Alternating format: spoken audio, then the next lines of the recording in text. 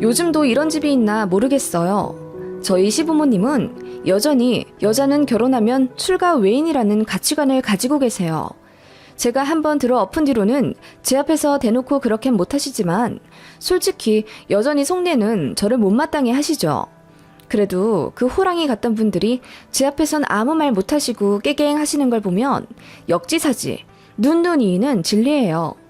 거의 7년 전 일인데 요즘 어버이날 시기가 다가오니 또 그때 생각이 나서 글을 한번 써봐요. 저희 시부모님은 남아 선호 사상이 심하고 가부장적인 지역 1위라는 도시 토박이 분들이십니다. 그런 부모님 밑에서 자란 남편도 똑같다면 저는 결혼 안 했겠죠. 남편과 저는 외국에서 만났어요. 남편은 대학 졸업 후 미국에서 대학원 다니느라고 거의 7, 8년은 외국물을 먹은 상태에서 만났습니다. 저는 남편 대학원 근처에서 여행 중이었고요. 그때 첫눈에 서로에게 반했고 서로 사랑하게 되었어요. 남편은 선진국에서 많은 사람들과 부대끼며 가치관이 많이 바뀌었나 보더라고요. 제가 만났을 때는 정말 스윗하고 배려 잘해주는 멋진 남자였습니다. 나중에 결혼하고 나서 보니 그냥 천성이 순하고 착한 사람이더군요. 아무튼 그런 남편과 외국에서 연애 2달 정도 하던 중 남편이 저랑 떨어지기 싫다며 외국 생활 정리하고 한국으로 넘어와 자연스럽게 결혼을 전제로 깊게 사랑하게 되었습니다. 그때까지만 해도 저희는 20대 중후반이라 많이 어렸습니다. 시댁에 대해 잘 살펴볼 줄도 몰랐고 그냥 서로가 좋으니 평생 같이 살고 싶은 생각밖에 없었던 것 같아요. 그렇게 저는 불나방처럼 뛰어들게 된 겁니다. 저희 10월드예요. 와, 정말 놀랐어요. 제사가 엄청 많더라고요. 1년에 5번 정도 있는데 시어머니 말로는 그게 적은 거래요. 저 결혼했으니 제사 더 받아올 거라고 하시는데 저는 그게 농담인 줄 알았어요. 그리고 저도 일하고 있는 사람인데 어떻게 제사 때마다 제 스케줄을 다 빼가며 시댁에 갑니까? 그런데 어머님은 정말 제가 결혼하자마자 제사를 늘리시더라고요. 명절 제외하고도 거의 2달에 한 번 정도고 어떤 달은 3주 간격으로 2개 붙어 있습니다. 그런데 저보고 매번 제사 때마다 휴가 써서 내려오라고 하시더군요. 저랑 남편이 살고 있는 신혼집은 서울이고요. 시댁은 차로 편도 3시간 반 정도 거리입니다. 그런데 어떻게 그렇게 자주 가나요? 게다가 시댁 제사 때문에 휴가를 낸다고요? 저희 회사 분위기에 그런 명목으로 일 빼달라고 했다간 완전 망신당합니다. 패션업계라 다들 생각도 트여있고 결혼 안 한 미혼 처녀들도 많거든요. 게다가 저는 부팀장급이라 책임도 많은데 며느리의 도리랍시고 중요한 일마다 빠져가며 제사를 갈 순 없었어요. 물론 결혼하고 한 반년까지는 얼떨결에 가긴 했습니다. 어머님이 제가 제사 빠지면 큰일이라도 나는 줄 알고 난리를 치셨거든요. 남편은 제사 안 가도 된다고 중간에서 맞긴 했는데 나중에 아버님까지 호통치시며 왜 안 내려오냐고 소리를 지르시니 저도 어쩔 수 없이 그 분위기에 말리게 되더라고요. 그렇게 퇴근하자마자 저녁도 못 먹고 시댁에 내려가면 거의 12인분 정도 요리를 해야 했습니다. 그때 전을 얼마나 부쳤는지 지금은 기름 냄새도 제대로 못 맡습니다. 그렇게 새벽 1시까지 시어머니랑 머리 맞대고 부엌대기처럼 앉아 전 부치고 동그랑땡 만들고 나면 새벽 2시예요. 잠깐 쪽잠 자면 5시인데 그때부터 시어른들이 우르르 들어오십니다. 그렇게 새벽부터 제사 지내요. 남편네가 큰 집이었거든요. 시어머니는 이제 며느리 생겼다고 작정하고 저를 부려먹을 심산이셨는지 그렇게 결혼 초반 제사 때 저를 일꾼마냥 부리셨어요. 그 바람에 첫 제사 때 저는 결국 몸살이 났었습니다. 남편은 그럼 뭐 하고 있었냐고요? 당연히 제가 부엌에서 일하고 있을 때 똥 마려운 강아지처럼 안절부절 못하고 본인이 하려고 했어요. 그런데 그걸 시아버지가 탁 쳐내며 혼내시더라고요. 남자 새끼가 꼴사납게 왜 부엌에서 얼쩡거려? 일하고 왔으면 피곤할 텐데 얼른 올라가서 잠이나 자라! 하시는데 진짜 서럽더라고요. 저는 일 안 하나요? 심지어 남편보다 출근도 이른데요. 그래서 제가 아버님, 저도 일하고 왔는데요. 그랬는데 아예 제 말은 안 들린다는 듯 대꾸도 안 하시더라고요. 전 완전 투명인간이었어요. 며느리는 아예 사람 취급을 안 해주는 시댁 분위기에 너무 놀랐고 그래서 결혼 초반에 남편이랑 많이 싸웠습니다. 아니, 싸웠다기보단 제 일방적인 분풀이였지만요. 남편은 결국 본인이 투쟁이라도 하듯 혼자 시댁에 내려가 이제 며느리 불러서 제사하지 말라고 싸우고 왔다더군요. 남편 말로는 이제 시댁은 명절 때만 오는 걸로 합의 봤다며 저더러 걱정하지 말라고 하던데 시부모님한테 따로 전화 온 건 또 얘기가 달랐습니다. 어머님이 전화로 이러시더군요. 네가 우리 아들 꼬드겨서 이제 제사 오기 싫다고 했니? 네 남편 등 뒤에 숨어서 천륜 끊어놓으니 이제 속 시원해? 네?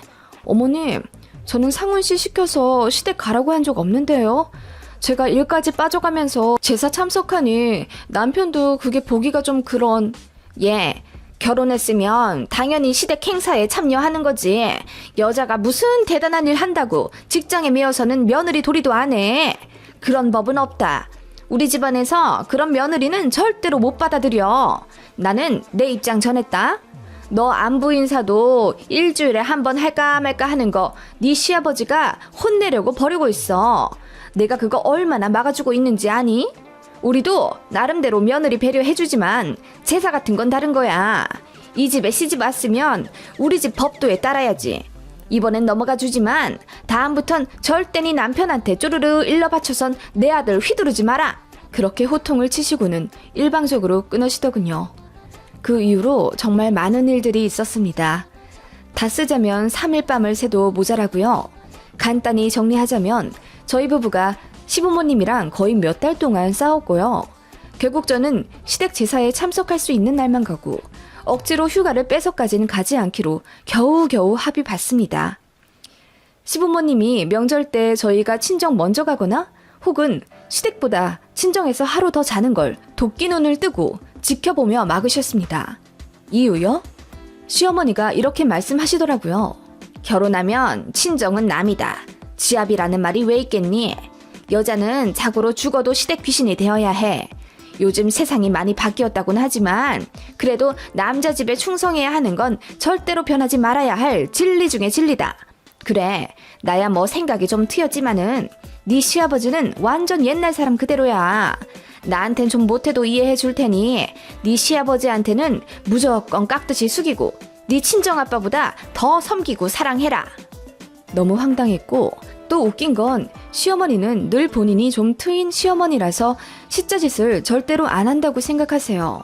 늘 말끝마다 난 네 시아버지랑 달라서, 난 조금 더 생각이 신세대라서 라고 하시지만 저 구박하고 못 잡아먹어 안 데릴 땐 어쩔 땐 시어머니가 더 심해요.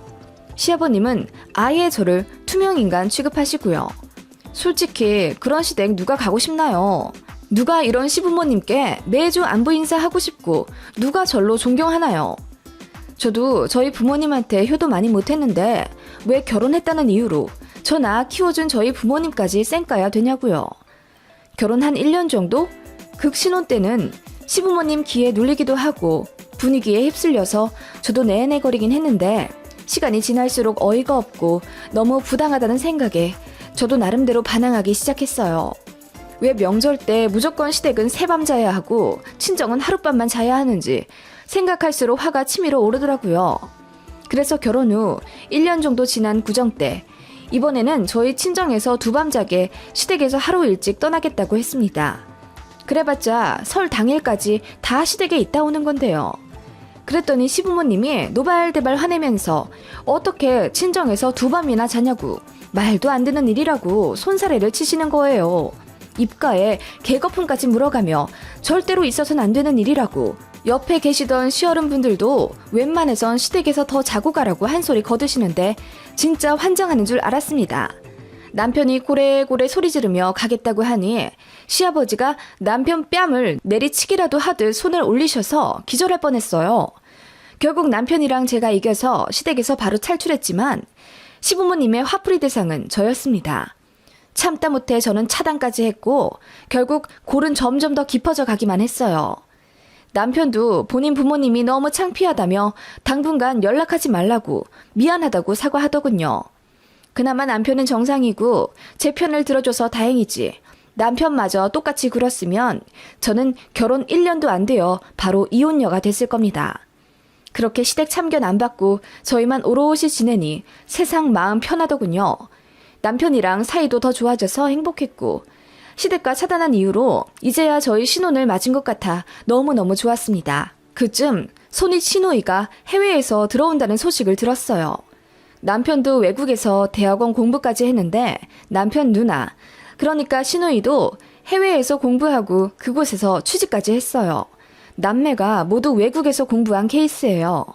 취직한 나라에서 아예 정착하고 사는 줄 알았고 저랑은 영상통화로 몇 번 인사만 주고받았던 시누이였는데 한국지사에 발령받아 갑자기 들어오게 되었다더군요. 그 바람에 거의 연락 안 하고 살던 시댁에 갈 수밖에 없었습니다.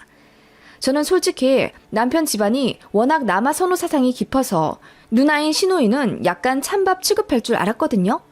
그런데 장녀라 그런지 제 생각과 완전 다르더군요. 시아버지가 엄청 예뻐하셨어요. 물론 외국에서 오래 지나다 왔으니 애틋함이 커지신 건 알겠는데 남편 말로는 누나가 공부도 잘하고 워낙 싹싹해서 부모님이 엄청 예뻐해 주셨다고 하더라고요. 정말 의외라고 생각했고 그렇게 아끼는 딸도 있으면서 며느리인 저한테는 왜 그러셨는지 이해가 안 가더군요. 저도 누군가의 소중한 딸이잖아요. 신우는 아직 결혼을 안 한 상태고 해외에 외국인 남자친구를 두고 온 상황이었는데 몇 년 안에 결혼할 거라고 하더군요. 국제 결혼이요. 저는 그 가부장적이고 꽉 막힌 시부모님이 당연히 반대하실 줄 알았는데 또 자기 딸은 다른가 봐요.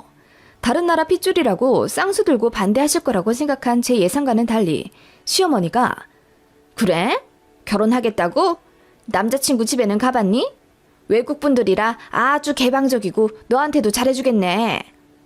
응, 엄마. 내가 가면 소 스페셜한 손님이라고 그냥 가만히 앉아있으라 하시고 아버님이 요리 다 해주셔. 남친도 요리 잘해서 나는 남친네 집 가면 그냥 얻어먹기만 하고 오는 편이야. 잘됐다 얘. 시집가도 손에 물 한 방울 안 붙이며 잘 살겠지? 케빈도 너한테 그렇게 잘해준다니 결혼하면 네가 편할 거다. 이러시더라고요. 듣는데 무슨 코미디인 줄 알았어요. 며느리인 저는 그렇게 부려먹지 못해 안달이면서 딸은 손에 물 한 방울 안 묻히며 살게 해주고 싶다니요. 황당해서 표정 관리가 안 되더군요.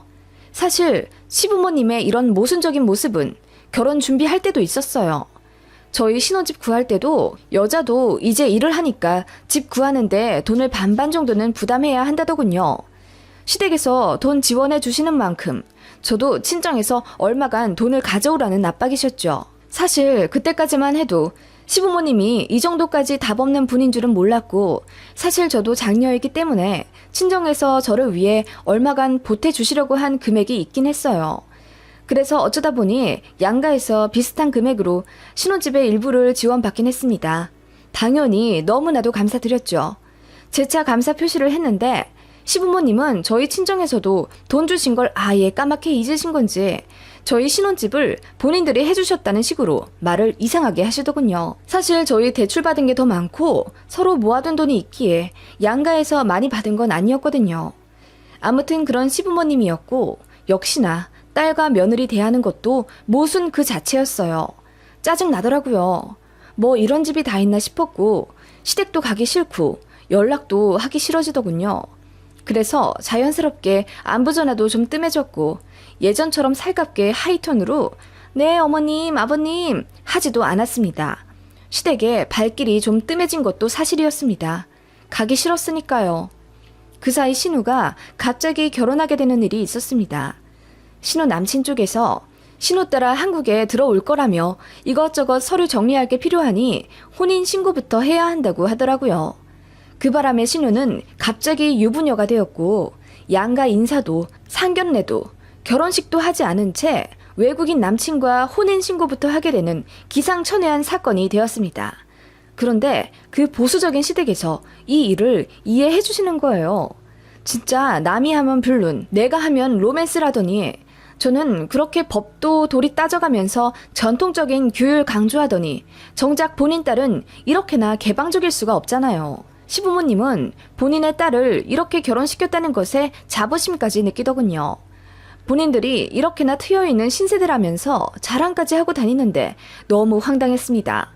그 정도로 트여있는 분이시니 저도 뭐 이제 명절에 친정 더 챙겨도 되잖아요. 그래서 그 다음 추석 때 저희는 친정 먼저 가겠다고 했습니다.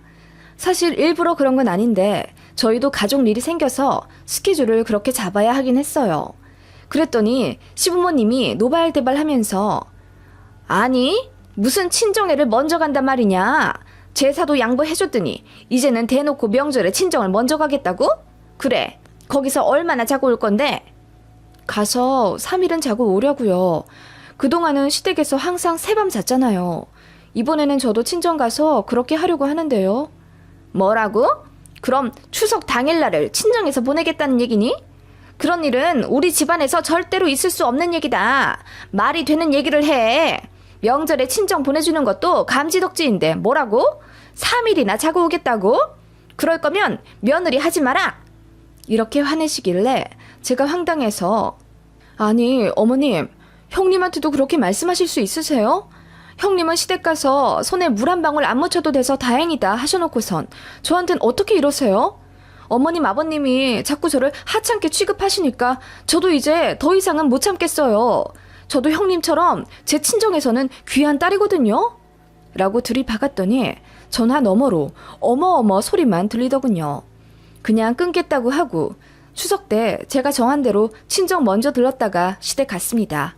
그랬더니 아버님이 저 보자마자 호통을 치시며 어디서 배워먹은 버릇으로 추석 다 지나고서야 시댁에 기어들어와.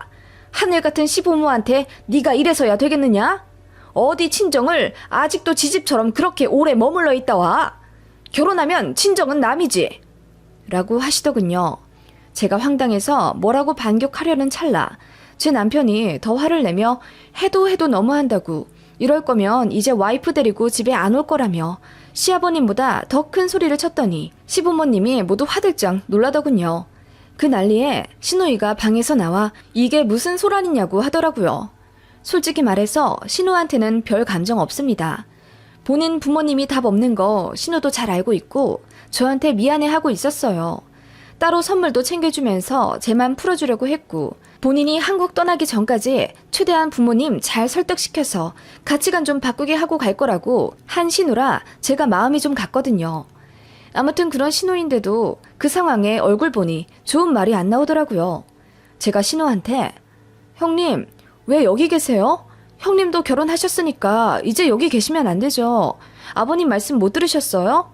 결혼하고 나면 친정은 남이라잖아요. 남의 집에 왜 잠옷 차림으로 계세요? 규율과 법도 따지시는 저희 시부모님이 깜짝 놀라시겠어요. 라고 외쳤더니 아버님, 어머님 모두 얼음이 되어 입을 다물지 못하시더군요. 그 정적을 깨고 어머님이 당황해 하시며 아니 얘는 아직 결혼은 하더라도 시댁이 멀리 있고 아직 얘만 한국에 있고 그러니까 라고 어물쩡 둘러대시는데 제가 거기다 대고 시댁이 멀리 있으면 밤을 새서라도 가셔야죠. 저한테도 그러셨잖아요. 휴가 내서라도 시댁 와야 할 땐 반드시 와야 한다고 아버님 어머님이 그렇게 말씀하셔놓고선 정작 딸한테는 그런 기본도 안 가르쳐주시면 말도 안 되죠. 저한테는 어디서 배워먹은 버릇이냐고 하셨잖아요. 라고 했습니다.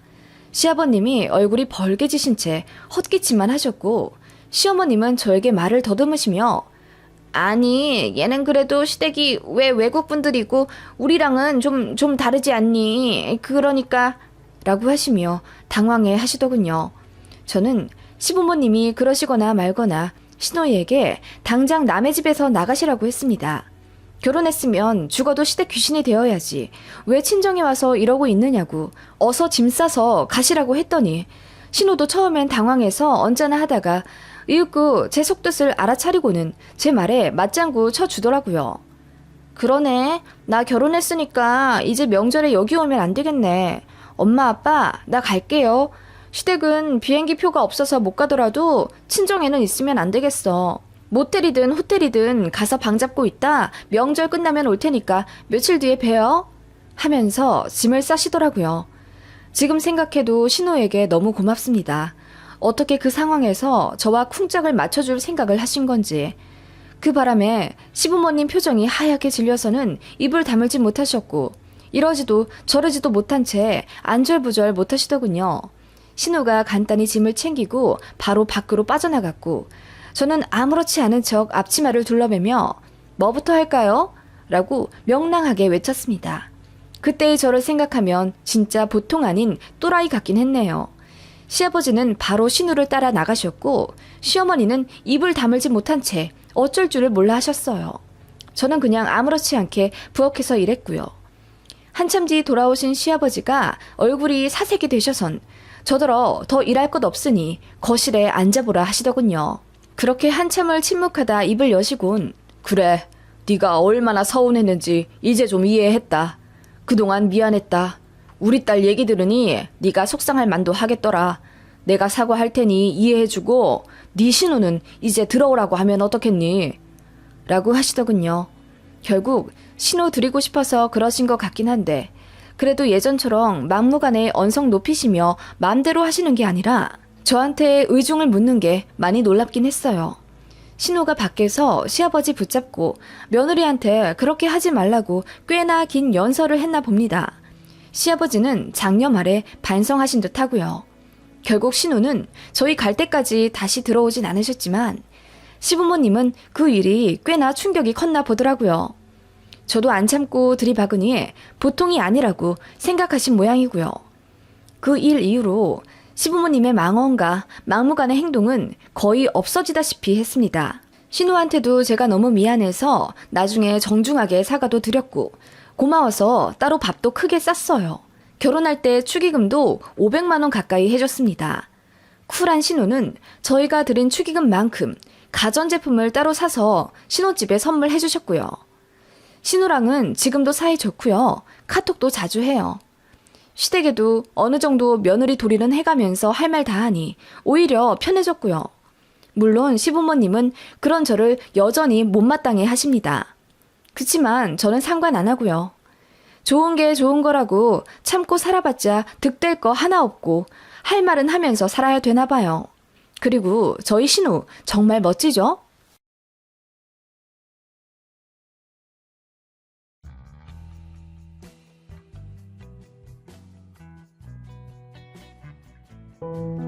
안녕하세요. 저희 아이가 이제 초등학교를 졸업하고 곧 중학생이 되네요. 그간 별일이 다 있었죠. 그중 기억에 남는 일은 제가 갑상선 암 수술을 하게 되어서 아들 앞에서 엉엉 울었던 게 아직도 엊그제처럼 가슴에 사무칩니다. 생존율이 높은 착한 암이라지만 그거야 1기 정도에 발견되었을 시 하는 말이고 저는 2, 3기 정도라 크기도 꽤 크고 이미 전이도 된 상황이었습니다. 지금은 수술받고 5년 지나 완치 판정을 받긴 했지만 언제 재발될지 몰라 주의 깊게 지켜보는 편이고요. 아이가 어릴 때 중병 걸리셨던 분들은 아시겠지만 적어도 아이가 성인이 될 때까지만 아니면 시집 장가 보낼 때까지만 건강하게 살아있길 소망하게 됩니다. 그 마음이 참 아리죠. 그 일과 더불어 지금은 의절에 연락조차 하지 않는 신우년 생각도 같이 나네요. 어떻게 신우랑 이야기가 이어지냐고요? 제 얘기 들으면 모두들 기함을 하고 입을 다물지 못한답니다. 어쩜 그런 악인 중에 악인이 다 있냐면서 길 가면서 옷깃도 스치고 싶지 않은 사람이라고 혀를 끌끌 차며 욕하더군요. 네, 그런 사람이 바로 제 신우입니다. 시간을 거슬러 딱 8년 전 이맘때이군요. 평생 전업을 하던 신우가 본인 남편이랑 사이가 안 좋아져 이혼을 하게 생겼다며 본인 경제력을 위해서라도 일을 해보겠다 하더군요. 이렇다 할 경력이 없어 회사에 취직을 못하던 신우는 어디서 주워 들었는지 연봉 1억을 꿈꾸며 보험 설계사 일을 시작하더라고요. 그런데 워낙 성격이 별나 주변에 사람들도 없는 외골수 스타일이라 인맥이 좁은 신우였어요. 저희한테만 그러나 했는데 그냥 친구들한테도 받기만 할 뿐 베풀지 않는 스타일이라 모든 인연은 1, 2년 안에 손절당했고 저희 부부한테도 결혼할 때 축의금은커녕 도리어 받아간 돈만 몇백은 됩니다. 저희 아이 태어났을 때도 고모랍시고 내복 한 장 안 사오더라고요. 저는 이런 일이 인터넷에서만 올라오는 줄 알았는데 정말 제 신우가 그런 고모일 줄은 생각도 못했습니다. 신우는 본인 조카한테 100원도 쓰기 아까워해서 저희 아이가 고모 손잡고 편의점 가서 쭈쭈바라도 하나 사달라고 할까봐 그 더운 날 일부러 먼 곳으로 빙 돌아가자고 하는 신우입니다. 그런 짠순이 스타일이라 인맥이 좁으니 당연히 영업도 제대로 하지 못했습니다. 그래서 근근히 가족, 친척들에게 도움을 요청하며 보험을 가입해 주길 원했죠. 저는 이미 처녀 때부터 들어오던 실비도 있었고 결혼하면서 남편이랑 같이 암보험에도 들었기 때문에 아직까지는 필요한 보험이 없었어요. 남편이나 저나 좀 이런 면에는 칼같기 때문에 필요 없는 보험이나 적금 같은 건 웬만해선 들지 않고 버텼습니다. 신우는 만날 때뿐만 아니라 거의 매일같이 전화와 문자를 해서는 저희에게 필요도 없는 고가의 보험을 들어달라 졸라댔어요. 언니 돈 많잖아요. 제 생각해서라도 하나만 들어주시면 안 돼요? 이거 되게 좋아요. 가입하면 길 가다 넘어지기만 해도 30만 원은 받는다고요. 아가씨, 그런 게 어딨어요. 저도 어느 정도는 알아요. 그리고 저희가 필요하면 할게요. 대신 아가씨 계좌에 100만 원 넣어드려요. 그러니까 저희 부부 보험 들어준 걸로 쳐주세요. 이제 더는 보험 이야기 하지 않기로 약속해 주시고요. 네? 저희 부부는 그런 식으로 신우에게 100만 원, 50만 원씩 주면서 더는 보험 이야기를 꺼내지 않도록 잘 달랬어요. 차라리 그게 낫다고 생각했거든요. 한 번 들어주면 또 들어달라 할 거고 제 주변인들한테도 알아봐달라 조를 게 뻔한 신우인데 그런 식으로 목돈 줘가며 도움을 주는 게 차라리 서로에게 낫다고 생각했어요. 그런데도 끈질기게 오니 결국 남편이 하나 들어줬습니다. 아이 태아 보험 때부터 따로 들어오던 어린이 보험이 있었는데 신우 걸로 다른 거 하나 더 들어줬어요. 그래서 아이 앞으로 총 보험비만 다달이 15만 원 나갑니다. 그거면 됐을 거라 생각했죠. 저희가 이따금 준 목돈도 있는데요. 그런데도 철면피인 신우는 절대 포기하지 않더군요. 왜냐하면 남편은 회계사고 저는 대기업 다니고 있으니 주변에 여유 있는 사람들이 많을 거라고 생각한 것 같아요. 그래서 주변인들에게 제발 보험 좀 몇 개 따다 줄 수 없냐고 진절머리 나도록 졸라대더군요. 결국 참다 못한 남편이 사자후를 내지르며 그만하라고 하니 신우는 그 일로 저희 부부와 사이가 엄청 안 좋아졌습니다. 보험일이 결국은 사람 장사인 건 알겠지만 남편이나 저나 주변에 아쉬운 소리 하는 거 너무나도 싫어하는 성격이고 그런 게 싫으니 300만 원 정도 목돈을 준 거잖아요. 그럼에도 불구하고 저희가 하나도 안 도와주었다며 우는 소리를 해대니 얼마나 꼴 사납겠어요. 손 아래 신우라 더 그런가? 오빠네인 저희를 무슨 돈 나오는 화수분 마냥 취급하는데 올케인 저도 지긋지긋하더라고요. 그런데 몸이 안 좋으신 시아버지께서 저희를 도리어 타이르시며 그러지 말고 여동생 보험 하나를 좀 들어달라 부탁하시더군요. 남매가 사이가 안 좋으니 병환이 깊으신 와중 그게 그렇게 마음에 걸리셨나 봅니다. 남편을 따로 불러서는 여동생 잘 챙겨달라며 그게 내 마지막 소원이다 라고 말씀을 하신 바람에 남편이 마음이 약해져 그만 저희 부부는 필요하지도 않은 보험을 2개 들어주고 맙니다. 게다가 아버님이 보험들 돈을 따로 챙겨주겠다 하시니 어쩌겠어요. 물론 그 돈을 받지는 않았지만 아버님 마음이라도 좀 편하게 해드리고 싶었습니다. 남편이 든 건 고금리 저축성 연금보험이었고 제가 든 건 암보험이었어요. 신우는 저희가 보험을 들어준다니 신나서 그나마도 제대로 설명도 안 해주고 지 실적에 맞춰야 한다며 엄청 비싼 거 해달라 하더군요. 짜증났지만 몇 년 안에 해지할 생각으로 들어줬어요. 가족이니 그냥 내 업보다 생각했습니다. 어느 집안에나 애물단지 하나 정도는 있잖아요. 저희 애 고모를 그렇게 생각하고 싶진 않았습니다만 솔직히 저희 결혼할 때부터 지금까지 쭉 저희를 벗겨먹을 생각만 하고 있는 신우다 보니 좋게 말이 전혀 안 나옵니다. 그나마 저희 부부가 돈을 잘 버니 다행이지 없는 살림에 신우한테 베풀어야 하는 상황이라면 정말 답이 없었을 것 같아요. 아무튼 그렇게 보험을 2개나 들어줬음에도 신우는 고맙단 인사 하나 안 하더군요. 저희한테 되려 고마워하라며 진짜 혜택 많이 볼 거라고 큰 소리 떵떵 치더군요. 그게 신우 인성이었습니다. 할 말 있나요? 남편은 저에게 미안해했고 저는 그냥 그러려니 했습니다. 일도 바쁘고 아이 키워내느라 정신이 없기도 해서요. 그렇게 보험 들어주고 2년 정도 흘렀을 때였습니다. 바쁜 와중에 회사 건강검진을 받게 되었고 저는 청천벽력과도 같은 소식을 듣게 됩니다. 저는 원래 목이 잘 쉬는데 천성이 기관지가 약한 줄 알았습니다. 게다가 역류성 식도염도 있고 해서 그 연관으로 목이 잘 쉬나 했는데 건강검진에서 뜻밖의 안 좋은 소견을 듣게 된 겁니다. 바로 갑상선 암 진단을 받게 된 건데요. 네, 많은 여성분들이 갑상선 질환에 많이 걸리고 암 또한 수술을 많이 받으신다는 건 저도 압니다. 생존율도 높고 착한 암이라는 소문도 있지만 그건 어디까지나 초기에 발견되어 완치되었을 때만 적용 가능한 말이죠. 저는 운이 나쁘게도 꽤 오래 진행된 상황에 발견되었습니다. 2, 3기라고 말씀하시더군요. 위치도 크기도 안 좋고 이미 전이까지 의심되는 상황이었습니다. 갑상선 암으로도 사람은 죽어요. 절대 만만하게 볼 그런 쉬운 병 아닙니다. 제 암 진단으로 순식간에 온 집안은 난리가 났어요. 저는 저희 친정에서 제일 막내인데 집안에서 처음으로 암 환자가 나온 겁니다. 저희 친정 부모님과 제 언니 오빠들 당연히 오열하시며 걱정하고 눈물 파티였습니다. 시부모님도 소스라치게 놀라시며 걱정하셨죠. 저 역시 하늘이 무너지는 슬픔이었고 가장 걱정되는 건 당시 너무나도 어린 제 아들뿐이었습니다. 1기 정도에 발견되었으면 이 정도로 절망적이진 않았을 거예요. 수술로 잘 해결이 되니까요. 그런데 저는 의사가 예후를 안 좋게 말씀하셨어요. 수술도 잘 안 될 거라 항암 치료부터 먼저 해야 하는데 너무 기대하진 말라고. 어쩌면 3, 4년 내로 죽을 수도 있다는 말에 저는 엄청 울었습니다. 회사에 휴직계를 내고 바로 항암 치료에 들어갈 준비를 했어요. 지금에야 가볍게 글로 쓰지만 당시에는 호랑이 굴로 들어가는 심정이었습니다.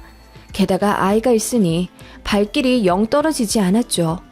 아직 유치원 다니는 아이가 있어 회사 다녀야 하는 남편 대신 봐줄 사람이 필요한 터라 급하게 시어머님께 부탁을 드렸어요.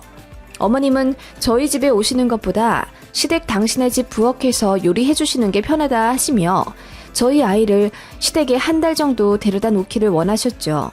그래서 아이와 함께 시댁에 갔는데 마침 신우도 있더라고요.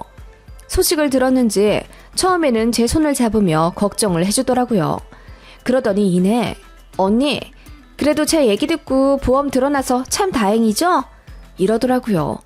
순간 벙쪄서 제가 다시 물어보니 신우가 슬쩍 웃으며 제 말 듣고 암보험 드러나서 그래도 돈 더 받을 수 있잖아요.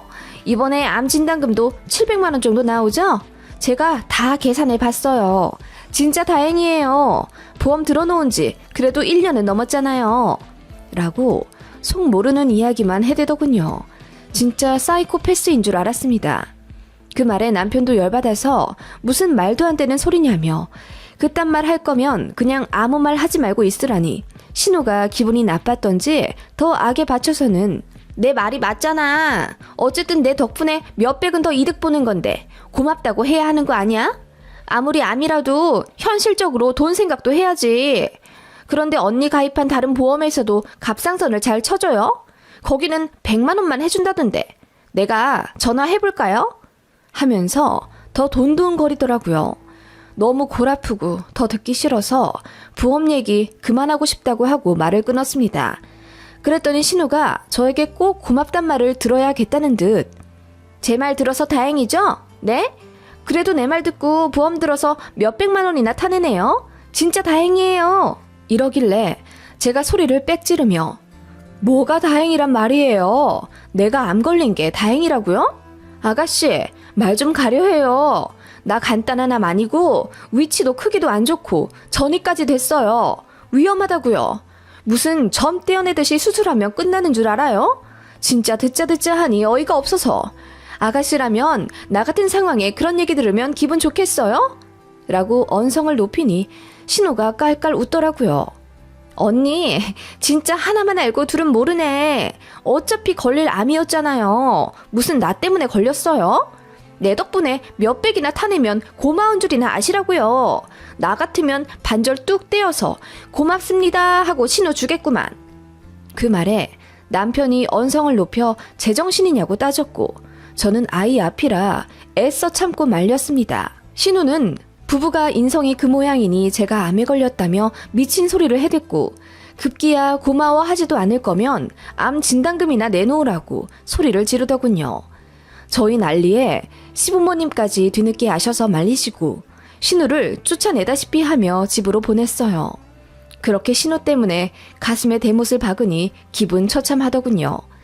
애써 마음을 가다듬으며 아이를 시어머니께 맡기고 돌아오는 길에 얼마나 울었는지 모릅니다. 남편은 너무나 미안해하면서 신우 딱이라도 때릴 것을 그랬다며 분통 터져 했고 저는 그냥 됐다고 했어요. 그렇게 바로 저는 항암 치료에 들어갔고 매일매일 소주 10병 먹고 숙취에 시달리는 듯한 느낌을 이겨내며 어떻게든 암을 이겨내보고자 노력했습니다. 그렇게 병원 오가며 죽을 듯이 항암 치료 이겨냈고 결국 약이 잘 맞았는지 암 크기가 작아져 수술도 하게 되었어요. 수술만 하게 되면 얼마나 좋을까 하고 남편 손잡고 기도하던 날이 있었는데 수술 역시 잘 되었습니다. 그렇게 저는 1년여 동안 고생 생고생을 하며 제 몸속에 있는 암들을 모두 이겨냈어요. 다 끝내고 나니 살이 12kg이나 빠져 있더라고요. 몰골이 말이 아니라 친정부모님, 시부모님 모두 제 모습을 보며 기쁨과 슬픔의 눈물을 흘리셨어요. 저는 아이와 함께 살아갈 날이 더 늘어났다는 안도의 눈물을 흘렸고요. 뭐 그렇게 신우 말대로 암 진단금은 꽤 나오더라고요. 암 보험을 2개 들어놓은 상태라 총 합 900만 원 정도 받게 되었습니다. 수술비며 입원비도 넘치도록 보상받았고요. 그거 모두 아들 통장에 넣어줬어요. 그런데 보험금 수령받던 날 내내 연락 없던 신혼년한테 전화가 오더라고요. 제가 암투병하는 내내 문자 한 통 없던 그 여자가 돈 냄새는 기가 막히게 맡고선 연락을 한 겁니다. 언니, 수술 잘 끝냈다면서요? 축하해요. 네, 고마워요. 근데 왜 전화했어요? 저는 아가씨 목소리 별로 듣고 싶지 않은데요. 언니는 여전하다니까. 다른 게 아니라 이번에 보험금 좀 두둑하게 받으셨죠? 내가 다 알아보긴 했는데. 네, 아가씨 말대로 많이 받았어요. 왜요? 언니, 저 곧 이혼할 것 같은데 미안하지만 그 돈 좀 빌려줄래요? 당장 집부터 구해서 나가고 싶은데 보증금 할 돈도 없어서요. 그 말에 어이가 없어서 헛웃음을 치니 신우가 제발 한 번만 도와달라며 조르더군요. 보험 들어달라고 했을 때처럼요. 그 징징거리는 말투에 노이로제가 걸릴 정도였습니다. 제가 그 돈 아들 통장에 이미 넣어놨다고 하니 그럼 조카 통장이라도 좀 빌려달라는 개념 없는 말에 열이 받아 바로 소리를 질렀습니다. 내가 생고생해서 투병한 암보험금을 왜 널 줘야 하는데? 그동안 넘치게 도라이 짓 했으면 됐지. 너는 네 올케 언니가 암 수술하고 나왔는데 그딴 소리 하고 싶니? 너 이혼한 거랑 나랑 무슨 상관인데? 너는 나 죽을 뚱 살 뚱 치료받을 때 음료수 하나 갖고 병문안 온 적 있어? 전화 한 번 안 했지? 그래 놓고 뭐? 도와달라고? 야, 정신 차려! 제가 결혼하고 나서 처음으로 신우에게 반말을 하며 소리를 지르니 신우가 당황하며 아무 말 못하더군요. 그러더니 어떻게 자기한테 그런 식으로 말할 수 있냐며 훌쩍대길래 다신 연락하지 말라고 소리 지르고 끊어버렸습니다. 그리고 차단했죠. 남편한테도 시부모님한테도 다 말했습니다. 신우가 이렇게 나오니 저는 더 이상 가족의 연을 이어갈 수 없다며 얼굴 안 보고 연락 안 하고 산다고 했더니 다들 이해하더군요. 미안해하고요. 그렇게 신우에게 10몇 년 동안 참아왔던 응어리를 풀어내니 속이 시원하더라고요. 암수술 2번 한 느낌이었습니다.